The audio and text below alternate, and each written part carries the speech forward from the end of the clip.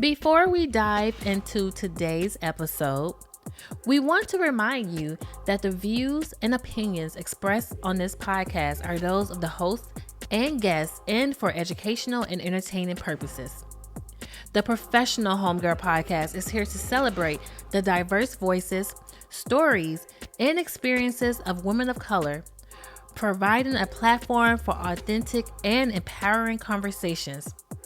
There will be some kikiing, some tears, but most importantly, a reminder that tough times don't last, but professional homegirls do.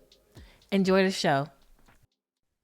I am super excited to have my guest on the show today. My guest will be sharing her story on being a ruptured brain aneurysm survivor. So to my guest, how are you doing? I'm good. Good morning. How are you? Good. All is well. I'm super excited to have you on the show.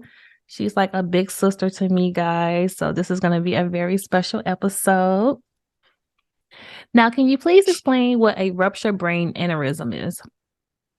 So a ruptured brain aneurysm, basically, to put a visual to it, it looks like a bubble on the vein. It's a weakened vessel in your brain. And what happens is after, like, with constant blood flow, that weakened area in your brain vessel bursts, which causes a hemorrhage. You're bleeding on your brain, basically. Mm-hmm. You know, when I was preparing for our conversation, I was, obviously doing research, and I was looking at pictures, and I'm like, oh my God, that looks painful. Well, they describe it as the worst headache of your life. Mm-hmm. So if you've ever had a migraine, have you ever had a migraine? Mm-hmm. Okay, so a migraine is a really, really bad headache. Put that times like 1,000. It's literally and it comes out of nowhere, the worst headache of your life. And what causes them? A lot of different things. High blood pressure, a lot of things. In my case, they were unable to attribute what caused mine.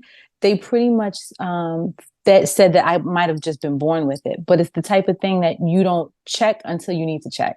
Right. Like they don't. Exactly. They don't, when you go through your, regular physicals and so forth, they don't check the inside of your head. They're checking other things. Mm-hmm. So they weren't really able to figure out what caused mine. I mean, I had suffered from headaches all my life. So, I mean, maybe I was born with that weakened vessel, but over time it got weak and ruptured. And I didn't know this, but brain aneurysms can be inherited. So does this run in your family? Girl, okay. So you go straight to the the business. No, we're jumping ahead, but I'm flowing with you. So yeah. So interestingly enough, no one in my family up until 2020 had any type of aneurysms to my knowledge. My mom actually passed away in August of 2020. She did have a ruptured aneurysm and she passed. And so since then, because what happens is they won't test your family. So let's talk about, you could have a whole podcast on the American healthcare system and health insurance and all of that stuff, but they won't scan you. It's a very expensive procedure and they won't scan you unless there's a pattern. So one doesn't make a pattern. So there was no reason for them to think that anyone else in my family had this. And so after my mom passed, we ensured that my sister and my niece went through a scan, which was a fight. We had to actually fight to get it done, but they did. And they're okay. And my condolences. Thank you. Did your mom know? Do you know if your mom knew about this in her family or in y'all family? No. No. And how crazy is it that you have to fight just to get a test? Right. It's true. Or even that it's so expensive, right? Like literally, healthcare in general. When I came home from the hospital, I got home and had a stack of medical bills on my table. I'm like, oh, y'all trying to put me back in the hospital? And what? And I have really good health insurance through my job. And so that was like a whole other stressful point in trying just to get through figuring out how I was going to pay over $100,000 after my health insurance paid out over $1 million.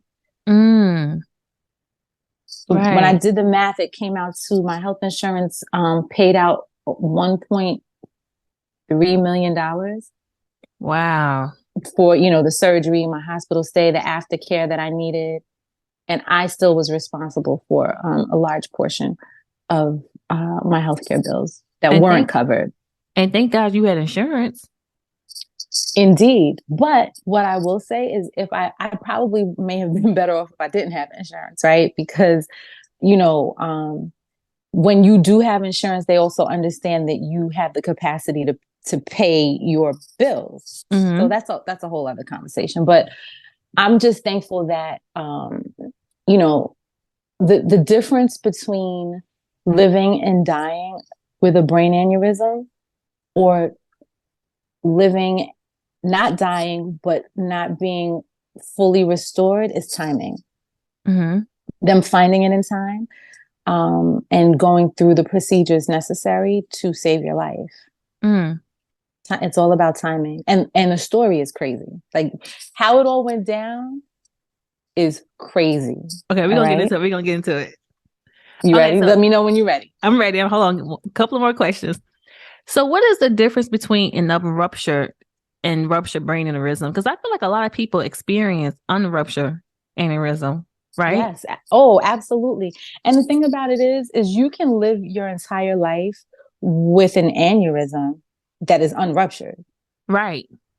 Right. So, it's just a matter of, I'm sure I probably had this bubble, so to speak, my whole life, until it actually ruptured. So I don't have the data in front of me, but there are many people. First of all, aneurysms are very, very common. If you look into it, you'll see that there are many people, and sometimes when people's cause of death, they'll give a very nebulous reason for their cause of death. Oftentimes it was from a ruptured aneurysm. Mm. Right? It's a very, very common occurrence that unfortunately doesn't get the attention that it deserves. Mm. You would think that this type of testing, because headaches and migraines is so common amongst everybody, you would think that this type of testing would be offered for prevention reasons. You would think so, but we're not very much into prevention as we should be. A, B, I do get the fact that you want to limit the amount of exposure your body gets to the kind of like rays. Mm. You know what I mean? Like there's Facts. A lot of, it's not just like a poke, how do you feel? They really have to do imaging. And so that kind of imaging is invasive. And so you don't want to put it out there too much. But I feel like if one person in your family has one, it should be almost a guarantee that everyone in your family be tested. Right. Now, and not that you can prevent so here's the other part, like the surgery that they did for me. So there are two different ways that they can do it. You can have either a clip or a coil. I had a clip. So basically imagine kind of like a paper clip tied around the vessel to like close it off. To put it together and close it off. It's like a clip. Mm-hmm. And a coil is just what it says, right? It's like they'll insert like a very small metal like coil, right, to keep the blood flow the way it should be. So I think if you're found with an aneurysm and they're able to prevent it prior to it rupturing, that's life-saving. Mm-hmm. But it also can be invasive. Now, when it happened to me 9 years ago, I don't know if they didn't have the technology or if my aneurysm was that bad that they had to actually perform, like they had to open my skull. As opposed to like right now, a friend of mine actually had a ruptured aneurysm last year, and they were able to go through her groin to perform the surgery. They didn't have to open her up. Wow. One thing I learned is that African Americans and Hispanics are about twice as likely to have a ruptured brain aneurysm compared to whites. What are your thoughts on that? I mean, I think that because of the way our healthcare system is set up, I believe that, we're at risk for, everything. Pretty much. I mean, pretty much. We're at risk for everything. And they say, that more women than men, that's a whole other facts. That's a whole other thing, right? And I think that the way that our system is set up, as a woman, so for example, when it happens to me, first of all, I didn't know what an aneurysm was. Never heard of it. I didn't know anyone that had one. This wasn't in my circle. It wasn't a common thing. No one knew what that was, right? And so if I get a headache, which I've suffered from headaches before, it was a headache, right? Let me take a few Excedrin because I got work to do. Right. Like nobody got time to be getting stopped by no headache. Hello, let me pop these Excedrins real quick. Maybe I'm dehydrated. Maybe I'm, and we come up with all of these excuses as to why we're not feeling our best selves. So, I mean, I think I'm fortunate to have the privilege. I'm going to call it privilege, right? And the benefit of good healthcare, of understanding the importance of listening to your body and all of those things. But unfortunately, that's not the case everywhere. Right. Everyone doesn't have that quote unquote privilege. And so, Black and Hispanic, Black and Latino, the Black and Latino population is certainly at risk. I mean, for you name it, hypertension. And the other part of this is all of the things that we're at risk of puts you even further at risk for an aneurysm. So high blood pressure, heart disease, diabetes. Hello. When I was reading this, I was like, this sounds like Black people. Like we can't win for losing. Can't win for losing. Right. And then also research states that women are protected against aneurysms in their reproductive years, but rises after menopause. And I'm like, women can't catch a break. Cannot catch a break. Isn't that crazy? Yeah. Isn't that crazy? Crazy. Wow. And something else that I learned is that sadly, 50% of individuals struck by a ruptured brain aneurysm will not survive. So when you hear that, how does that make you feel?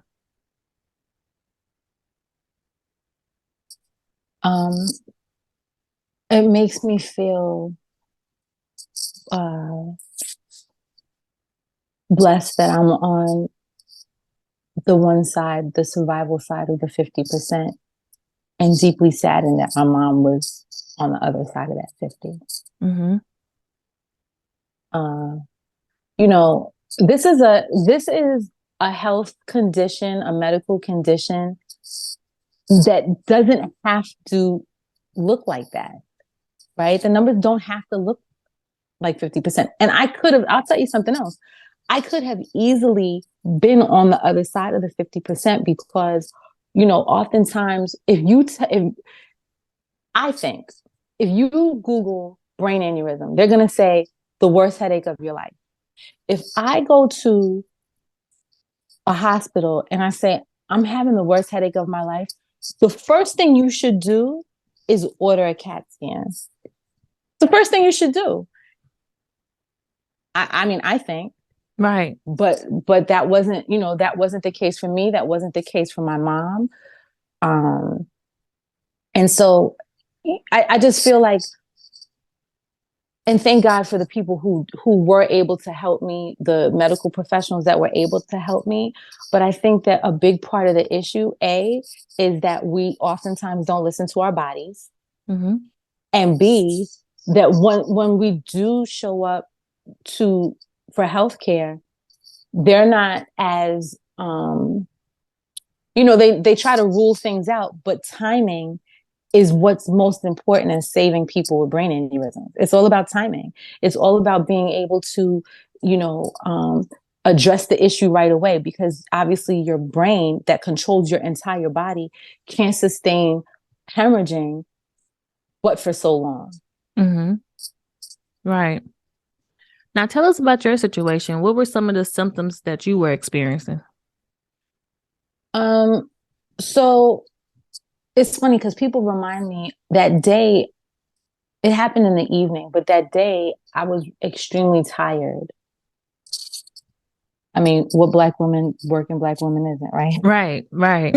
Hey, I was at work. I'm tired. And I was preparing to go. I actually was going on a business trip, so I was getting ready to pack. I said, let me just sit down for a quick minute before I pack and get myself together. Mm-hmm. And just like that, boom! I was actually sitting downstairs watching Jeopardy, and I had the worst headache of my life out of nowhere.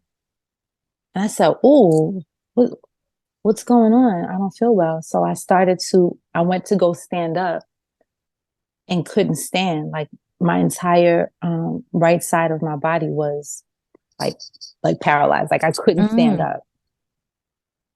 And I remember thinking to myself, they'll never find me down here.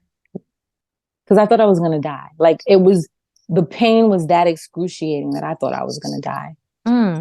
And so I crawled up the stairs and I said, I need to get upstairs. So I crawled up the stairs, and even in that pain, I kept thinking, I need to get a Tylenol or Excedrin and it'll go away. I mean, I wasn't thinking, who knew? I didn't know anything about this, right? Right. So I crawled up the stairs and I started to feel nauseous. So I went into the bathroom and my phone started ringing. At that time, this was 2013. So at that time, I had a house phone. And my house phone was right outside of the bathroom. And my phone started ringing. And I remember thinking, I don't care who this is. It could be a bill collector. I'm going to tell them to call me an ambulance. Like, I need to go to the hospital. And I picked up the phone and it was my dad. And he's like, hey, babe, like, all, chipper. Hey, babe, I was going to come by for food. I said, I need you to come now. Bring your key. I'm not feeling well. And they at that time lived very close. So he was here within minutes and found me passed out on the bathroom floor, unconscious. Oh my God.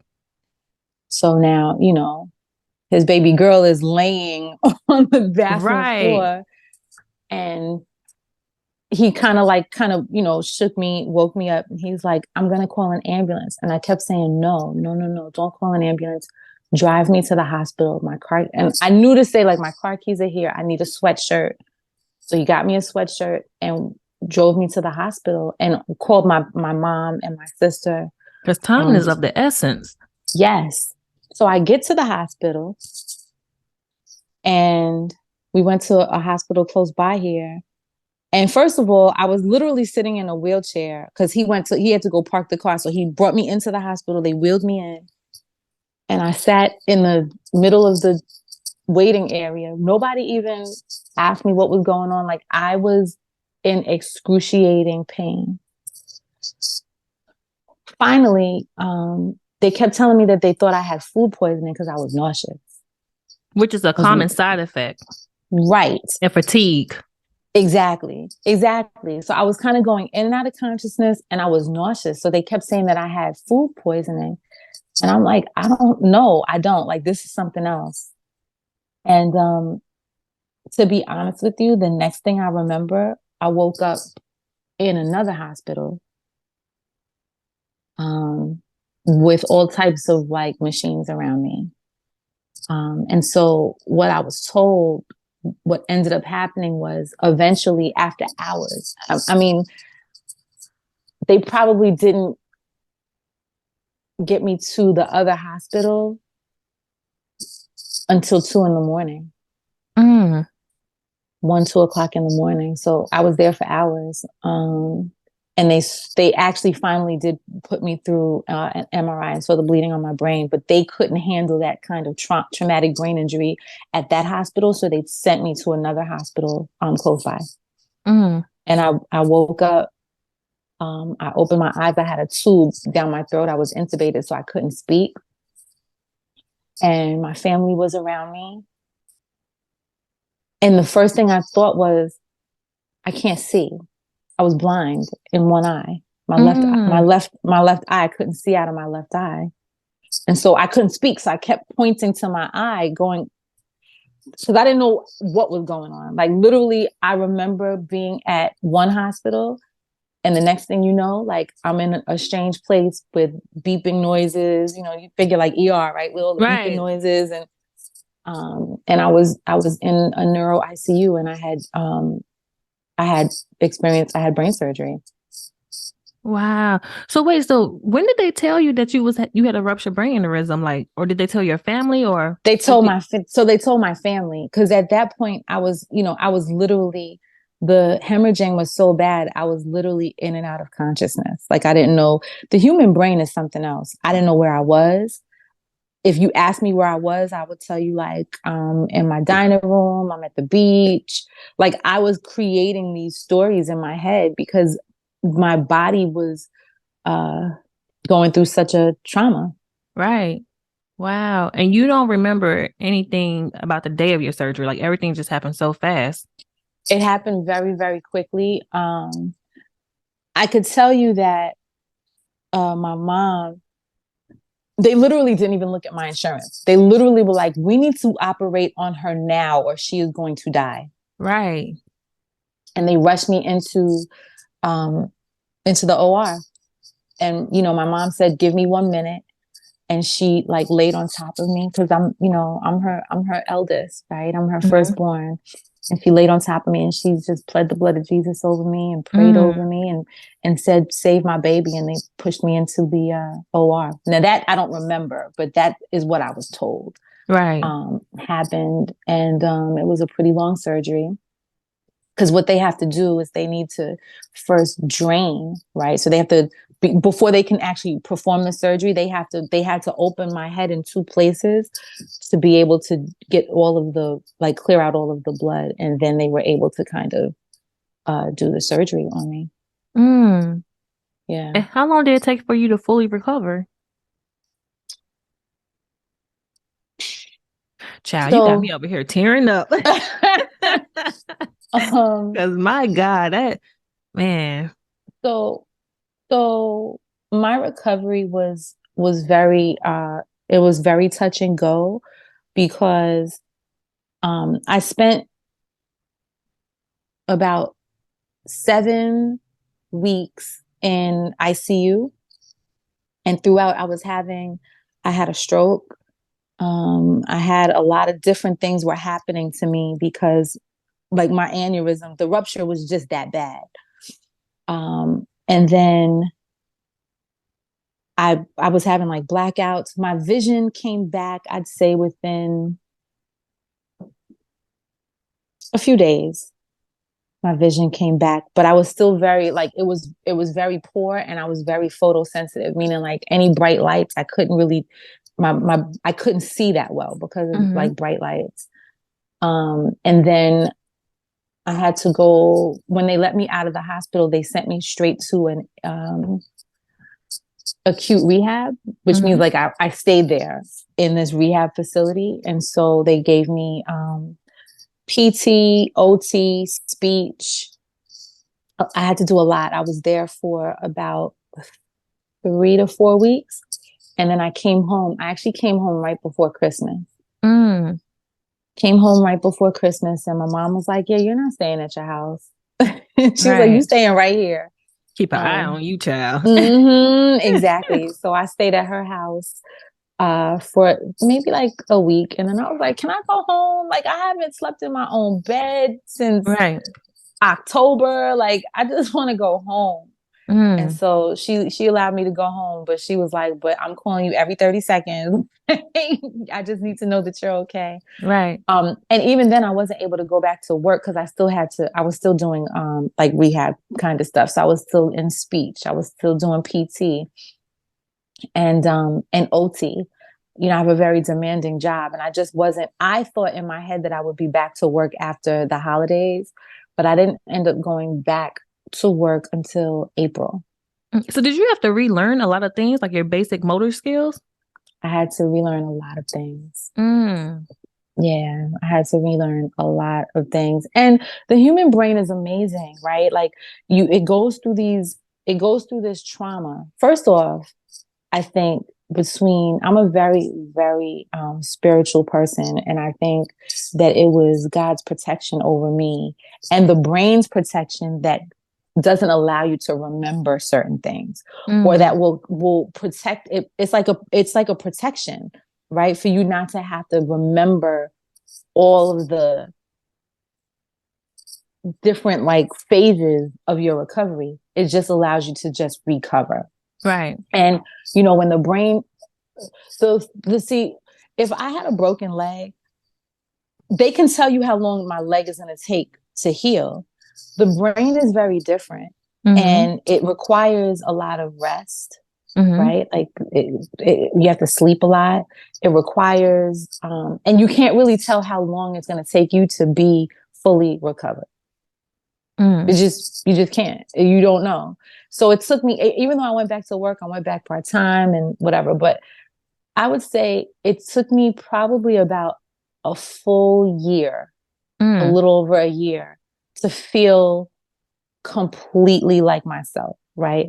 The area of my brain that experienced the trauma was my like frontal area that controls executive functioning. So a part of the occupational therapy that I went through taught me how to do things to help improve my executive functioning, right? So there are like different strategies that I had to use. I had a lot of memory loss. So there were things that I had to do in order to perform at the level that I needed to perform at, like I did prior to the experience. What were some of the things you had to do? So I'm a Post-it girl. I have Post-its everywhere. If my birthday wouldn't happen if I don't put it on my phone. Like I use my phone a lot with different alerts. There are different like memory games that you know that on your phone that you can. One was called I think it was called Luminosity. Luminosity. So there were like a lot of different like memory games that I used to kind of rebuild those areas in my brain. I carry around a notebook. I have to. So if you ask me to do something right now, I mean, it could be now because I'm just a woman of a certain age. But then 10 years ago, I wouldn't remember. Like you would tell me, oh, I need you. If you gave me multi-step instructions, I wouldn't remember what you told me. So I would need to write things down and then refer to my notes. And I still use that now because it's helpful when you have to multitask in the way that I do, both personally and professionally. Right. Listen, y'all, she says she a woman of a certain age, but she giving these young girls a run for their money, child. We looking like we the same age, y'all. Oh, thank you. Did you experience some level of permanent neurological impairment? Thankfully, no. I would say that I'm probably one of the few survivors that there's nothing that anyone that knew me before could say, something's not right. I know for myself that I'm not at the pinnacle where I was as far as like memory and stuff like that. But I don't know. Again, is it because who knows why? I don't think it has anything to do with the aneurysm at all. I would say that I'm 100% back. Right. 100%. Thank God. Yeah, thank God. And is it possible that you can have another one? It is. It is. But so what I did was in so my mom died in August. In December of 2020, I went through another procedure where they go again through your groin to examine and see if there's anything budding, anything on its way, anything coming. Right. And I was assured that the answer was no, right? Mm-hmm. So that there was nothing, like there was nothing, and that procedure can look at this very small, like it's very, very like minuscule vessels. And they said, nope, everything looks good. So Right. crazy. So I know anything can happen, but right. So I know how grief can affect one person because I lost my grandmother 7 years ago and she was like my mom to me. So how was it losing your mom to something that, yeah.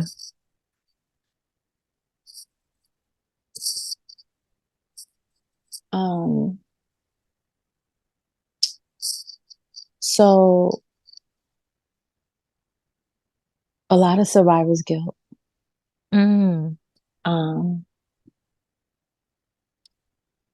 I was very hard on myself because I remember, that I called my mother every morning. I spoke to her every night. And so that morning in particular, I'm like, hey, how you feeling? She's like, I don't feel good, girl. I have a headache. And I said, well, you need to, did you take your pressure? Because she had high blood pressure. So I was like, did you check your pressure? I'm like, did you eat anything? So I went through like the usual, maybe you're dehydrated. Because the furthest thing from my mind was an aneurysm. Furthest thing. And so I was very guilty that I didn't tell her. Like, but how would I have known, right? But that was part of my process. Like, I just felt terrible. Like, I should have known. And then I think, she collapsed at the house, and my sister and my niece, who I think my niece was 10? No, 11. She was 11. And so they were there at the house with her when she collapsed. And my sister called 911, and, my niece called me, and it was like a whole thing. But I had seen my mother that morning, and, same smile, same laugh. And so I felt guilty that I didn't know. The next thing is when we got to the hospital and they told us that it was an aneurysm, we were like, oh, we got this. Right. See me? Like, you see me? You see me? Right. and so that was a really tough pill to swallow also. It was hard. It is hard. It's still hard. Right. It's still hard. But, one of the things that I am a full believer in is turning your pain into purpose. Right. Facts. And so, we, my sister and I, we go to the brain aneurysm walk. They have an annual walk, and, to raise funds for brain aneurysm awareness. That was something that my mother it was very important to her that she were there every year. So we missed 2020 and 2021 because of the pandemic. But we were back in 22, and we'll go every year until we can't walk no more. And, just being a voice for the voiceless. I don't think that you go through things, all of our stories matter. And I don't think that you go through things to keep them to yourself. They're meant to be shared. And so, anyone that listens to this particular podcast, I hope that this inspires you, that it informs you. I think, I've been able to speak to people. A friend of mine, a coworker that's also a good friend of mine, experienced a brain aneurysm last spring. And, I was able to talk her family through certain things that my family didn't have the privilege, the language, right. Or the knowledge or anything. Right. And, thank God she is healing, and she isn't fully restored yet, but she's getting there. And, and I'm cheering her on. When I see her, I go make sure to go check on her. I'm cheering her on. So my point is, I think that, trying to turn this pain into purpose is important to me. And I don't know what that's going to look like in the future as far as, different philanthropic ventures that we may take in the future. Mm-hmm. But I definitely have no problem being a spokesperson and being a voice for the voiceless. Now, how did this experience affect you personally? Ooh. So I definitely do not take life for granted. Mm.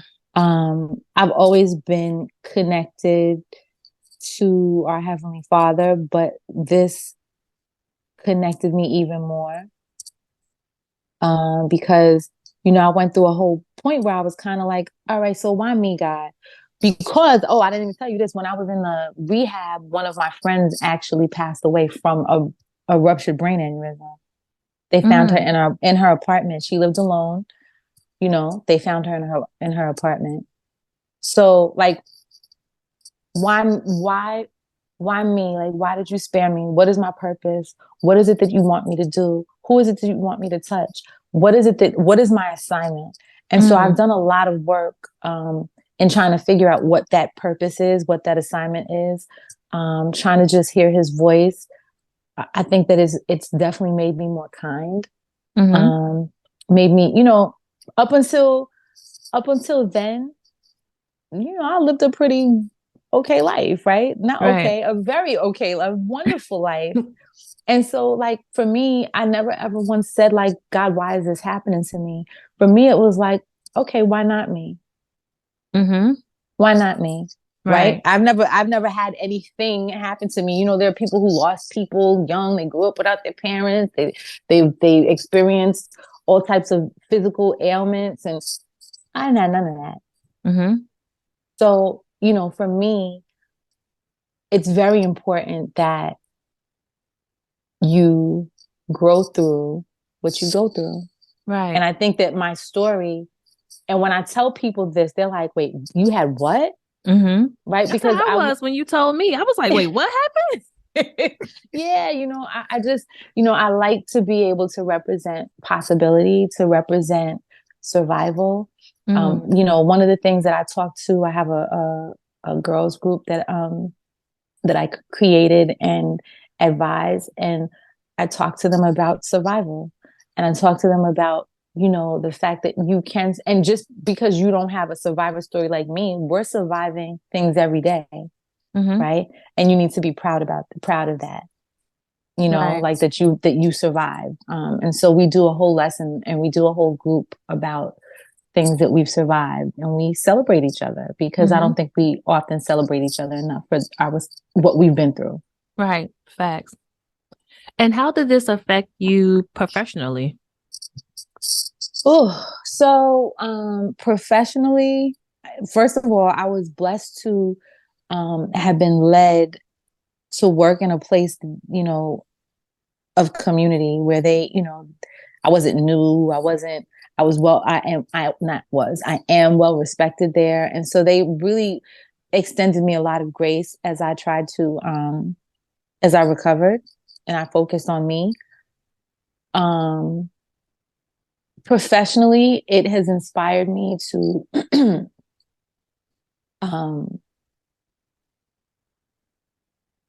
explore other leadership opportunities. I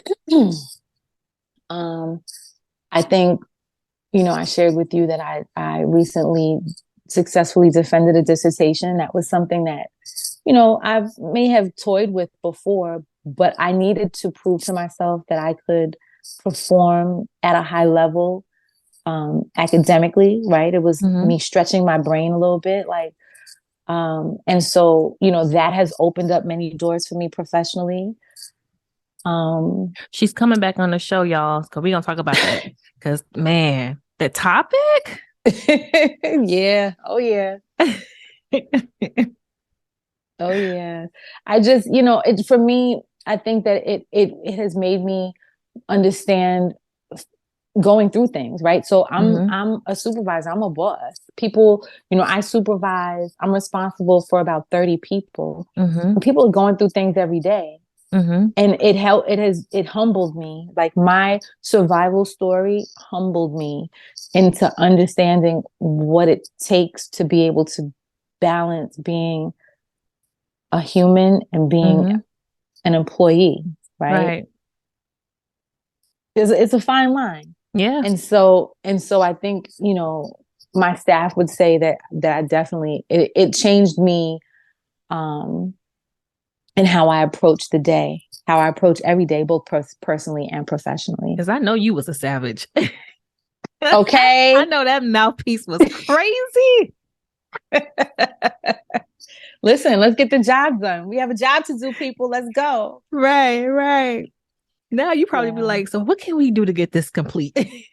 Exactly. Exactly. Right. What would you say is the biggest thing that you learned from this experience? Listen to your body. Mm.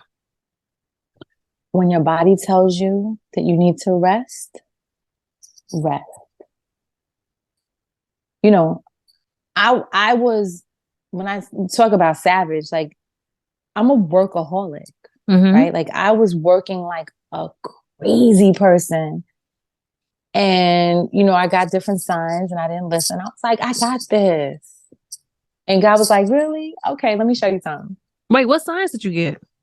Well, I got signs that I was working too hard, just being exhausted, just trying to still pushing through. I suffer from insomnia, but I'd go to work anyway. Like the only reason I was able to even be out of work for 8 months, I never took any days off. I had so many sick days in my bank because I wasn't. Self-care is important. And if you wake up in the morning and you feel like, you know what, I just can't do it today, use them sick days. That's what they're there for. Facts. Not just for when you're really sick. And I'm not saying to do that, excessively, but you do have to take care of you in order for you to be able to be there for others. Right.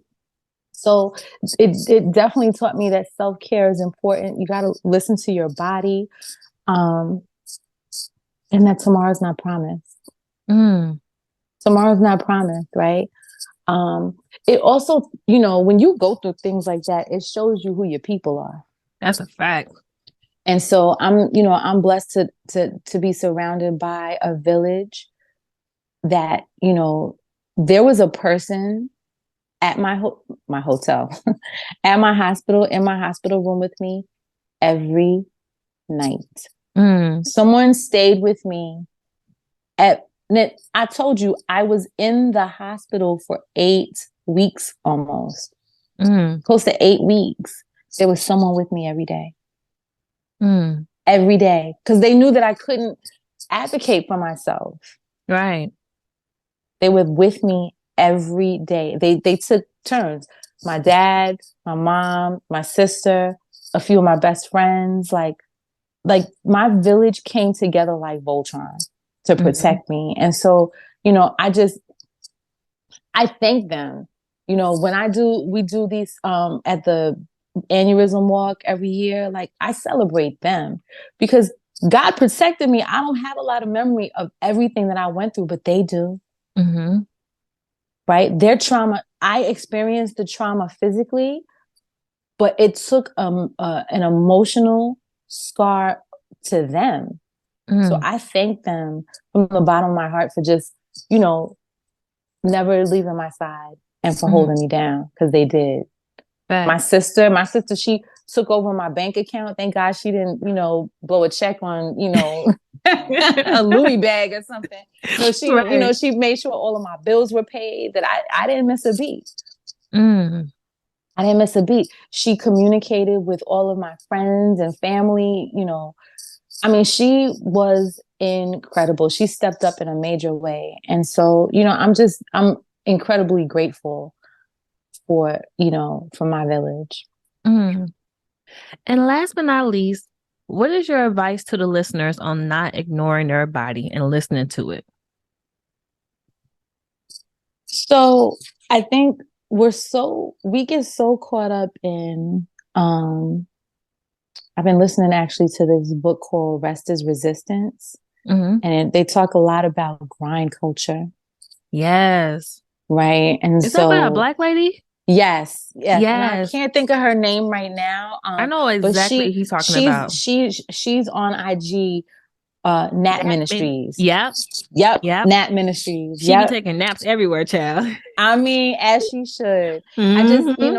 I just, I think that we're so consumed with our to-do list and productivity that sometimes we don't take the time to listen to our bodies. And when you don't do that, your body will always give you a sign that something's wrong. Mm-hmm. And not that you want every 2 seconds to go to the ER either, right? Right. But, just pay attention to different things. Pay attention to, different feelings, different aches, different pains, whatever. Pay attention. Mm-hmm. And don't take everything lightly. Like everything can't be fixed with Excedrin or Tylenol. Mm-hmm. And if it's something that is recurring, go see that doctor, please. How often? I mean, especially people tell me all the time, like, you have insurance. Why don't you go to the doctor? Right. Go to the doctor. Figure it out. And it's better to know than not know. Right. Right. So, I mean, to me, I think that it could save your life. Mm-hmm. And, we got a lot of life to live. Okay. We still gotta be in these streets. I mean, hello. Outside is calling. The streets be calling my name. Okay. Right? Listen. So you gotta take care of yourself. Listen to your body. Well, I appreciate you. I think this was a beautiful conversation. I definitely think that this is going to bring more awareness to aneurysm, especially when it comes to our community. So I appreciate you for sharing your story. Oh, thank you. Thank you so much, Eb. This was fun. Yay. And I can't wait to come back and talk about that dissertation topic, though, because that right there. Oh, my God, y'all. I'm telling y'all, like, and the timing couldn't have been better because I released the episode on I am a survivor of sex trafficking. And then me and my guest, who's on the show now, we went out to eat and she was just talking about her dissertation. And I'm like, oh, my God, like, it was just insane, like amazing. So I cannot wait to have you back on the show because I think a lot of people are going to be, a lot of Black women especially, are going to be able to relate to it. Yep. Thank you so much. Yes. And if y'all have any questions, comments, or concerns, or if you want to say, hey, girl, hey, make sure to email me at hello@thephgpodcast.com. And until next time, everyone, later. You're not going to say bye? Bye. See y'all later. Thank you. Thanks for having me.